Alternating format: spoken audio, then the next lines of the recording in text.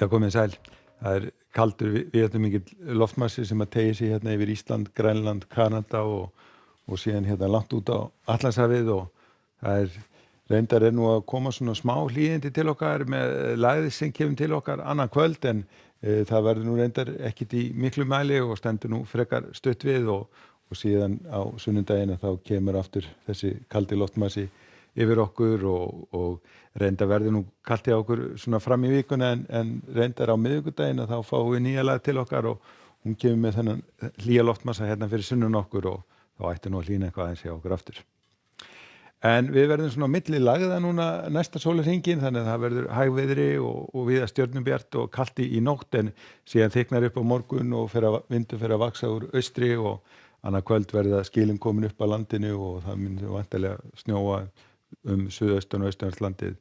aðra nótt. En á morgun svona eins og ég sagði að þá verður bjartviðri í nótt en síðan þykknar upp þegar það kemur frá morgundaginn og seinni partinn verður orðið skýjað allt land og vindur farinn að vaxa og síðan annað kvöld að ef við skoðum hreyfimyndina hérna þá koma skilin upp á suðurströndinni og það verður ansi hvasst hérna við suðurströndina og einnig á Austurlandi líka og þessi úrkoma hún mun fara yfir aðra nótt það verður væntanlega í formi snjókomu eða slyddu og síðan á sunnudaginn fer vindur að snúast til norðlægri áttar. Og það nú gert ráð fyrir að það verði ansi hvasst hérna einkum norðvestan til og það gæti orðið hvassviðri eða stormur og einnig verður snjókoma norðanvert landið þannig að það má gera ráð fyrir hríðarveðri á heiðum og fjallvegum á sunnudaginn og má alveg gera ráð fyrir að færð komi til með að spillast. En sunnan til verður aftur á móti þurrt og hitatölurnar verða nú svona eitthvað yfir frostmarkinu. Nú síðan á mánudaginn að þá snýst vindur til ákveðinnar norðlægari áttar. Það verður snjókoma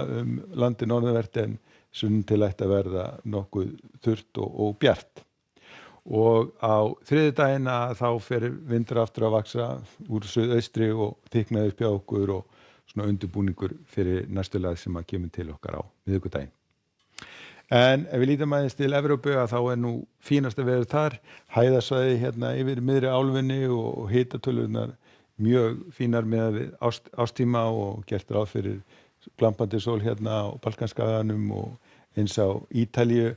Aftur á móðinu gert ráð fyrir að verður nú svolítið þungbúið í Grikklandi og einnig í Tyrklandi.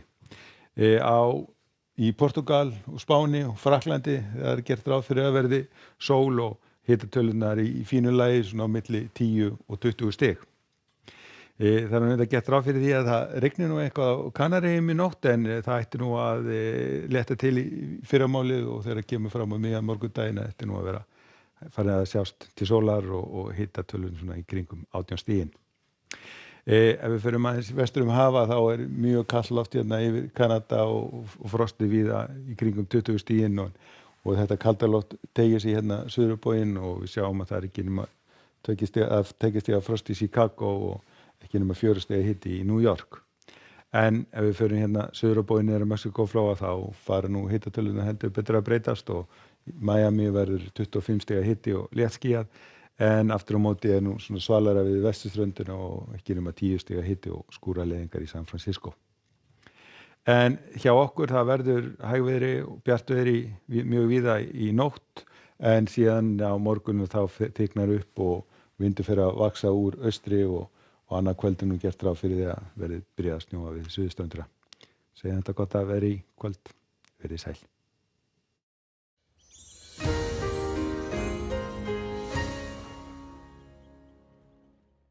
Söngvakeppnin